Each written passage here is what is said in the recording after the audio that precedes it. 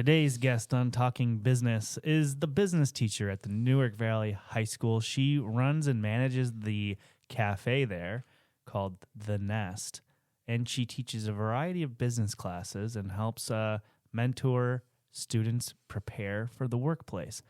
Today's guest, Miss Katia Darcy.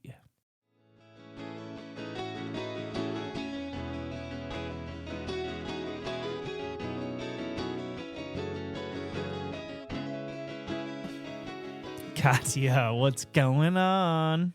Not much, just preparing for Christmas break and all the fun activities with that. Okay, cool. So it's been a while since I've been in to talk to your class about different topics and stuff. But what kind of subjects or what topics have you been teaching the first half of the year here?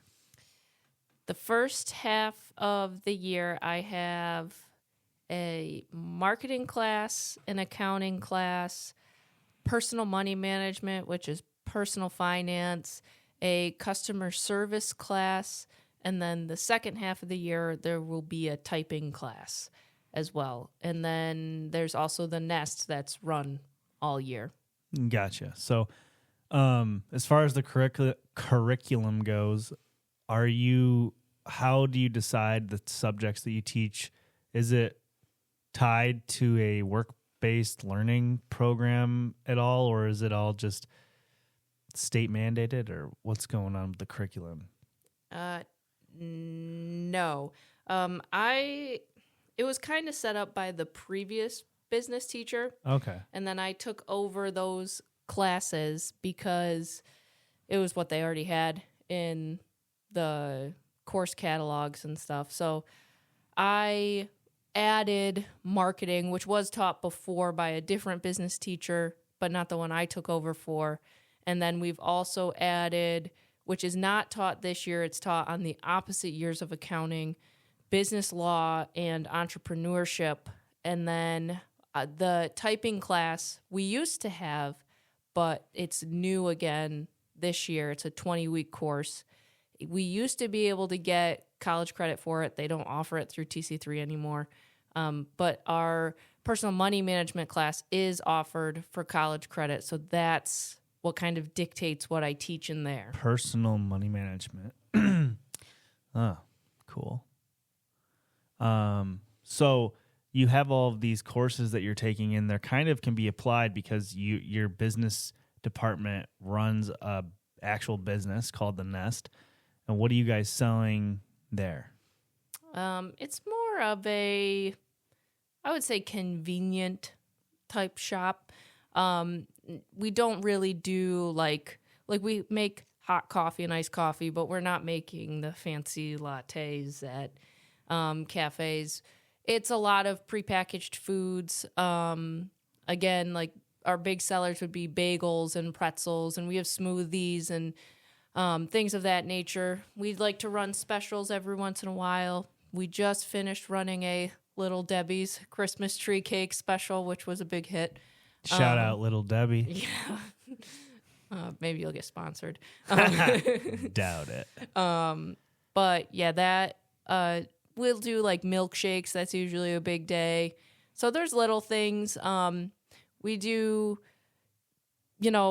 partner with other businesses in there in the sense to get like a better discount on some of our food that we provide. And then after all the sales are done at the end of the year, our seniors that are leaving, obviously, they get a scholarship, which really isn't for just college. They just get written a check at the end of the year based on how many years they've worked and what type of service they have lent to the Nest. Nice. So it's a service-based compensation. So they're putting all the sweat equity in through the year, and then they get a nice check when they're all done. Yes. That's cool. For the most part. That's cool. When I was in school, we had a cafe and we had a school store. The school store sold merch and candy and some other stuff, but and then the cafe had coffee, big Texas cinnamon That's a buns. popular Oh, item. it's a hot item. Big Tex. Yeah, they're pretty. You feel kind of crappy after you eat one of those. But then there's like the intense chocolate milks and stuff. I used to always get one of those in like a bagel. But it's good. It fills a good void or a niche. Do you say niche or niche? Niche. Niche. You're one of a niche person, huh? I don't know what is the right way. You're the teacher. Is it niche? Obviously, the way you say it. Well, yeah, but Teacher's always right, right? not always, but I usually am. Not always. So a niche product, fills a niche.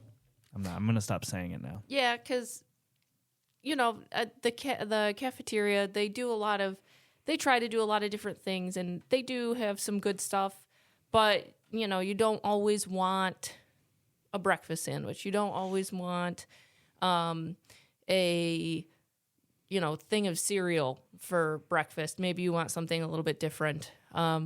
So getting a bagel with cream cheese might be something more towards your liking, or randomly jalapeno stuffed pretzels. Jalapeno stuffed Yes. So you're finding all these different products, and you're actually doing a ton of things that business owners should be thinking about doing. I remember you facilitated a survey to the school, right?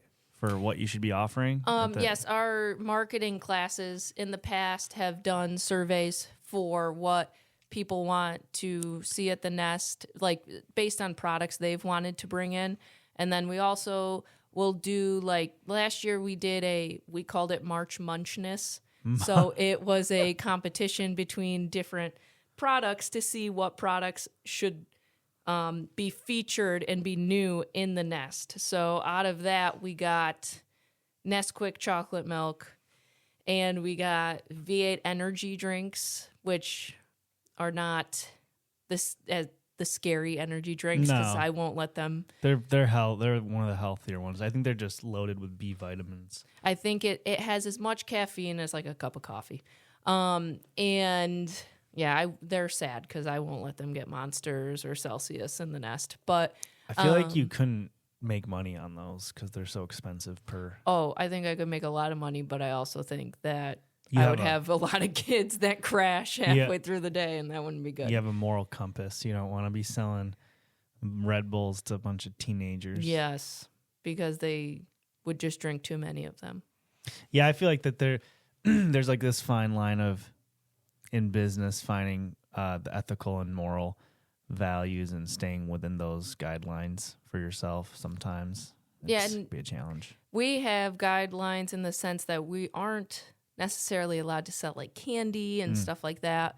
But I mean, we do sell things like cookies every once in a while, then Little Debbie's cakes. Obviously a milkshake has a lot of sugar and stuff like that in it, but they're not usually regular products either. What the biggest thing I've noticed with it is that everything is cyclical. So one product could be very, very enticing one year and a hot product, and then all of a sudden kids don't want it anymore. Trends change. Yeah, and it'll become something else. Like when we first got the jalapeno stuffed pretzels, I would not go through them as quickly as I do now. They're one of the top sellers probably right now. Gotcha. Yeah. So let's pretend that there's someone listening to this that is thinking about going into business. What would you tell them they need to do before investing any money or time into this business? What are some few things? Like a high school student or anyone? We could stick to high school students because you're used to talking to them. We'll stay in your lane. So let's pretend you have a senior who's graduating in June, and they're like, Miss Darcy, when I get done with school, I want to go be a business owner. Okay. What's that process look like for you? I think the one thing I tell them, and I can't come at it in the sense that I am an entrepreneur because I'm not. You technically are. You run the nest. That's your... But I didn't start that from the ground up. That was there, and I took it over. So I guess what does every business need? I think anytime a kid tells me they want to go into business, I will ask them what they want to do. And sometimes they're like, I don't know. I just want to own a business. And I guess I kind of tell them that you need to find the thing you know a lot about and that you are very passionate about, because passion tends to show through when you are conducting business. You also, it's hard to learn a new skill or a new whatever when you're also trying to learn how to run a business. Mm-hmm. You need to know what you're doing very, very well, I guess. Like, if you're really passionate about working out and going to the gym and stuff like that, that might be an avenue you need to explore. Maybe it doesn't mean you own your own gym someday, but maybe it means you develop a new brand of athletic clothing, or shoes, or different products in that sense. And if you have a great idea, but you're lacking maybe some of the other skills you would need, you need to find someone who can help you with that. So let's say you want to develop a health app, right, that tracks some sort of health thing. Find someone who knows how to build an app, because you might not. You might know exactly what this app needs to have in order to be successful, but you don't know how to actually make it. Then find someone who does and that you trust. Yeah, for me, I think I would tell them, yes, you need to be passionate about whatever it is that you want to do. You got to understand it's not always all about the money when it comes to business. We talk a lot about on this podcast, you treat people right and you do well, you do good by others, and it comes back to you. Being a good business owner, hand in hand, comes down to being a good person. That doesn't mean having loose business practices, but people who take care of their customers and do right by their customers will build loyalty. I think for someone who started... Go ahead. Well, I would say that's not just being a good business owner, because it is. That's also just being a good employee, human being. Like, yes, people get far with being a bad person. Being talented. And being talented. Yeah. But at the end of the day, who do people want to be associated with? They want to be associated with people who are good people. Correct. Because if you surround yourself with good people, then you look like a good person. Right. So it's not just being a good business owner. It's also having that transferable skill of being a good employee, right? Like, if you are good to people, your employer will see that and say, oh, this person seems like they're a good employer. They have good customer service skills, which is something we teach, which is soft skills. Being able to communicate with people, and, the old adage of, the customer's always right. Mm-hmm. I like to turn that around and say the customer isn't always right, but a good customer service representative makes them think they are, even if they're not. Right. So it's all about how you communicate and articulate the message, your delivery. Right. And that's, again, taking care of people and making sure your products are something that are good, products or service, something that are good and that they want. So filling a need is also another big thing. And also, treating them like human beings and not just a customer. Yeah. I think at the center of every good business, though, whether you're looking to sell a product or a service, I think that you have to understand what it is. What problem are you solving? Yeah. Right. For the customer. Because why would they pay you? Well, yeah. Right. Exactly. And how much will they pay you? And in the eye of the customer, what's the value that you're bringing to them?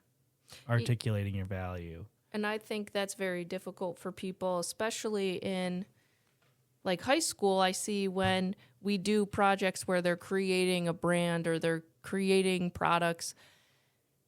I've kind of changed how I do that now because it was almost too broad for them. And I would say, well, what would you want to see in your life? Like, what need do you need fulfilled that does not already exist? And it was too much sometimes for them to think about. Because, I mean, especially a high schooler's world is a lot smaller than once you get out into the quote-unquote real world. Sure. But I think that, yes, you have to be able to create something that fulfills a need, because what differentiates you from someone else? And then at the same time, you know, usually if you can think of, well, what would make my life easier, or what is something that I would like to have, there are a lot of other people out there that think the same way. Right. Like everyone out there who has dogs and has dog hair all the time that they've got to clean up, or, you know, something like you have a couch that the hair sticks to and doesn't come off even with a vacuum cleaner. You wonder, man, I wish there was a product that wasn't just a standard lint roller or like the Chom Chom, you know, because the Chom Chom works. It's not 100% effective, though. Oh, yeah. I mean, you could just get a hairless dog. Who would want that?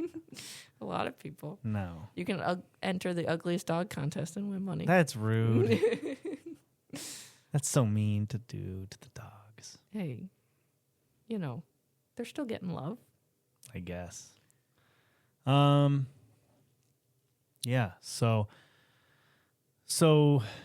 work-based learning is becoming common now in the schools. What can you talk a little bit about that? There's definitely more of a push for it to move, I think, from like just BOCES programs to expanding to schools, and trying to provide stuff in-house. It makes it a little bit easier for our students in the sense that, like right now at the school, there's a youth apprenticeship program that is run not technically through the school, but it's at the school. So we have students running or helping out in classrooms. So we have TAs. We have students that help with maintenance and like grounds and things like that. So they're getting to learn these skills and they get paid for them while they're doing it. Again, it's like an apprenticeship program, or it's like some other form of cooperative work and education program. But they're definitely looking for more of this because I think they want kids to be able to experience jobs before they get out and decide, I want to go to college for this. And then they go to college and not like it. Or, you know, trying to give them kind of a leg up. It always looks good when you can say, hey, we have this many kids graduating and this many of them already have jobs lined up after they leave. So it's just another way to kind of prepare students for the workforce. Work-based learning is getting more important, I think, because the state is starting to look at changing some of the stuff, like the standards for graduation and things. And I think part of that we could use some more work-based learning. It is definitely something I think most, if not all, districts are looking at, is trying to get work-based learning coordinators and work-based learning at their school, because it's one more way for them to also reach the community as well. You had to take an extra class for this to be able to be certified? 2, yes. And there's an hours worked outside of a school minimum too. So you have had to have worked another job other than being in school? Than a teacher, yes. Really? That's Yes. got to really limit the It does. candidates to be able to do it. But you'd be surprised at how many teachers Came from an outside job? have come from outside jobs. Yes. So it's not... So it's going to help kind of fast track students into understanding what it is they want to do. Because what all we had in school was like home and careers, and they would tell us to go sit at a computer and you would take a personality test. And it's like, I'm outgoing. I like to go play sports. I like to do this. And it's like, I'm in 7th grade. I don't know. I'm just filling out this thing. It's like, you're most likely to be in sports management or something. It's like, okay. Well, that's Cool. something I actually still do. I will do an assessment with them. But I tell kids, too, I'm like, listen, you're going to get some results, and you're going to think, what the heck is this? You're not going to know until you get out and actually do something and see what work-life culture is like and corporate culture and whatever. Like, there's people who are going to be okay with just working a 9-to-5 job and getting paid a salary or hourly wage. And then there's people like myself who are like, no, I don't want to stay within guardrails of a certain company and structure. I want to have the freedom to go do what I want, run a business the way I want to run it, and not have anyone telling me. Like, I like to learn on my own and get paid for the work that I'm doing, right? And so I feel like the only way for kids to do that is to internship, and I don't think it's appropriate for first-time internships to be your junior year of college. Because what if you go and intern for a major and you're like, oh, this isn't what I want to do? Well, I mean, there's also the whole fact that there are people who've gone through an entire teaching degree to get to the student teaching, which is usually like your senior year of college, to realize a week into it they hate teaching and they don't want to do it. So like these work-based learning programs allow them to do that. We also have a lot of kids, especially in small districts like Newark Valley, where you have kids that are pulled in every direction. The athletes are not just athletes. They are athletes, they are academics, and they are, they're also the people who are in clubs, right? So you don't have those like bookworms who are the only ones, the only thing they do after school is just study, study, study. You don't have people that are only participating in sports. You have people that are all over the place. So what it allows is for some of these kids who wouldn't have time to work a job outside of school to actually make some money too, which is kind of nice.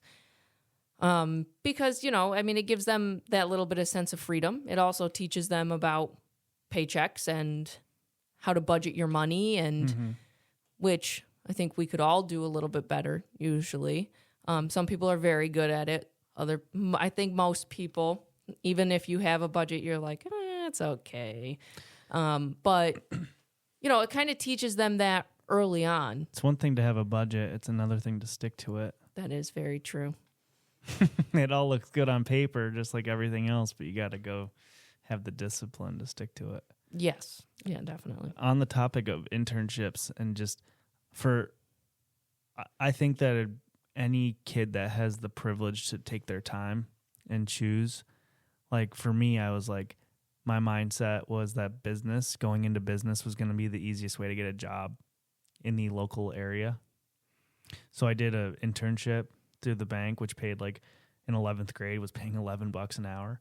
And in 2011, that's probably making $16. I don't know, maybe not. Maybe $15 an hour. It was pretty good starting pay. Well, you got to remember minimum wage now is $15.50. Yeah. Minimum wage back then was $7 an hour. Was it? Yeah. My second job, I did a little regression. I went to a credit union and I was like, this job is too real for me. So and then I went and worked at McDonald's for a summer Yes. before school. Made $7.25. So federal minimum wage now. Yeah. But at that time, $11 an hour was the same. It was the same amount of money my dad was getting on unemployment at the time. Mm-hmm. And it was like, I don't know, just being like, oh, this is safe. This is secure. This is giving us, being able to step out of your comfort zone and just try other things. I think once you get into a certain point in life, you're more likely to just settle down with that job or career. Yeah, I think that's true of a lot of people. I do think it is good for them to get exposure to different careers. It's also why we've done like career panels and career exploration things with them. Sometimes I think they don't fully understand how great of an opportunity it is to get to talk to business owners. Some of them obviously do. Some of them are looking to get out of class. But it is nice for, especially if you can get businesses they're interested in. We have a lot of kids that like to go into, that are interested in going into the trades. So trying to get trades to come in and talk to them would be something that they would actually find useful or interesting. Whereas, having someone who does, software engineering might not be the best popular, fit right. for some of those kids. It depends kids. on the school district. Well, and it depends on your group of students. Right. Is there going to be another panel this year at the school? I'm not 100% sure. I do know we have a career exploration day kind of set up with Visions right now to look at some of the different branches that they have and different things that you can do, which I think is really good for students to realize that, if you want to go into marketing, you don't have to go to a marketing firm to work in marketing. You can work for another company, not necessarily Visions, right. but for a business and do marketing for them. Right. You got to pay your dues and take the entry level job, learn the business. They're going to, that's what they're going to have to understand. The hardest thing to learn. It's the hardest thing to learn. And I think that's what I was mentioning before. If you want to follow the corporate structure, and I don't want to talk negatively and discourage kids, but if you're going to go that route, you got to know how to play the game and you got to put your time in. And eventually what you want to do will come up as an opportunity and you'll be able to apply for it. But chances are a lot of times people take jobs at companies saying, well, I came here with a marketing degree, but I'm over here and doing this because they don't have any openings over there, but this is the company I want to work for, right? So there's trade-offs. I think, Yeah. Without being too real with students, I just think, because you don't want to discourage them, but at the same time. Well, no, because you can always work your way. But you got to set the expectation that, look, you're not just going to show up on day one and be like, okay, I'm ready for this. And I think that's a hard lesson a lot of people learn even outside of college. Yeah. Because you're like, I was going to go into marketing, and then you're not in marketing. You're in data analytics right now, and you're going to move to maybe marketing in a few years. But yeah, you got to work in customer service first or something. I mean, I had a marketing internship, and then I went and worked customer service, and that was not exactly what I was hoping to do. They always the customer service desks where you're going to build your thick skin, because everybody talks down to you at that position and they take everything out on you. Yes, you also learn very quickly if that level of customer service is right for you or not. I think what helped me, and again, we talk about this a lot, like right now we're getting into soft skills, which in my opinion are transferable skills to almost any job you could have. Absolutely. And to me, working in cafes is a lot more difficult than it appears. I worked in cafes in high school and college, and You were a barista. I was.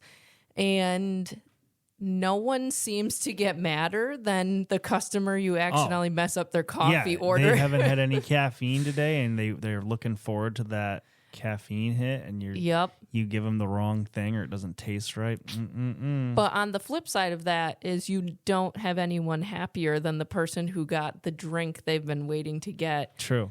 all day, and they take that first sip of And they're like, you whatever can latte, see their face, and you can see the relief wash over them. It's kind of like when I may mess up a pot of coffee and it comes out tasting like water or something.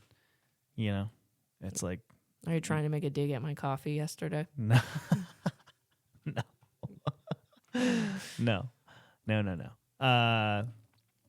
Like I've messed up pots of coffee before, and it's devastating because you're like just want to enjoy that cup of coffee. It's the first thing you're going to do in the morning. Have a cup of coffee. That first thing of the day has to go right. I mean, yeah. When that doesn't go right, it's like, okay, now I gotta. It feels like a very controllable thing in an uncontrollable world. Mm-hmm. Yes. It's like, let's get the cup of coffee right first. Yep.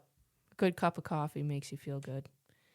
But again, to go back, it's all, everything led to where it did, but all of those skills were learned over time. And it takes time. In any career path, you're going to have a maturation process. And that just going to take time for you to learn how to, cope with the work environment, cope with the 8 to 5, when to hit the gas, when to pump the brakes so you don't burn out, all these things. There's all these skills that you're going to have to develop. And you really need to love what you do, in my opinion, and don't just settle. Kind of the comment I made about having the internship at $11 an hour. It's like, yeah, I made good money, but I wasn't happy. Mm-hmm. And so I took a step back and took a job that paid half less because I was young and I wanted to spend time with my friends, and I felt that was important to have more of a flexible schedule. I wasn't ready for an 8 to 5 job yet, and I wasn't sure what I wanted to do. And then I started to learn more about myself through college and things, and turns out, I was more in a freelance mindset, sales type job, relationship business personality that gave me autonomy and flexibility of my own schedule. We do a project called a career roadmap, and it's a curriculum that I use online. And the driving question behind picking a career is, what is the thing you can't not do? So what is something... A double negative. Yeah, it trips them up. What is the thing that you feel like you have to always be able to do? So, and try to incorporate that. Or I like to tell people, picture the life you want someday and find the job or create the business or whatever it might be that fits into that. Because at the end of the day, you don't want your job to be your life. You want your job to be something that helps support your life and overall goals as a human being. That's very nicely said. Thanks. Very wise. Yes. Very wise, grasshopper. Well, I did take a personality test, and it said that I was 48 when I was 19. So. Oh, boy. I wonder what my personality test would Well, come sorry, back my with. mental age was 48. What would mine be? Like 7. 7? Oh, my God. Maybe my mental age? 6, 7. Oh. Oh, my God. I deal with high schoolers all day. I'm not cutting that out. I'm letting that ride. Well, that sounds like a pretty good place to depart here.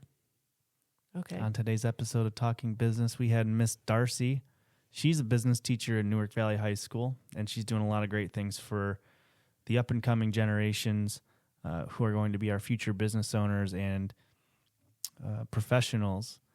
And I do say that we need to invest in our youth because they're the future doctors, nurses, people who are going to be taking care of us. So we need to take care of them and invest in them. I will say you shouldn't be as scared as everyone makes it seem. So that they are going to be taking care of us someday. There's a lot of really great kids. So yeah, there are. She's right. I've met some of them. There's some cool kids out there. Remind me a bit of myself, honestly, sometimes. But it's been a great episode. Hope you guys tune in. If you keep an eye on our website, northerntiougachamber.org, if you want to make a donation to our nonprofit. We focus on helping local business owners get their start and supporting our business community out in Northern Tioga and beyond. We will be coming out with some merch, hopefully in the new year, that will be displayed on our website at some point. We'll let you know when that comes out. But thanks for listening, and tune in to next week when we have Pastor Jay and JoJo on, and they're going to talk about some things they're doing over at the Church of Nazarene in Owego and Christmas time, and kind of looping in some business convo with that as well. Thank you for having me. Thanks for being on, Ms. Darcy.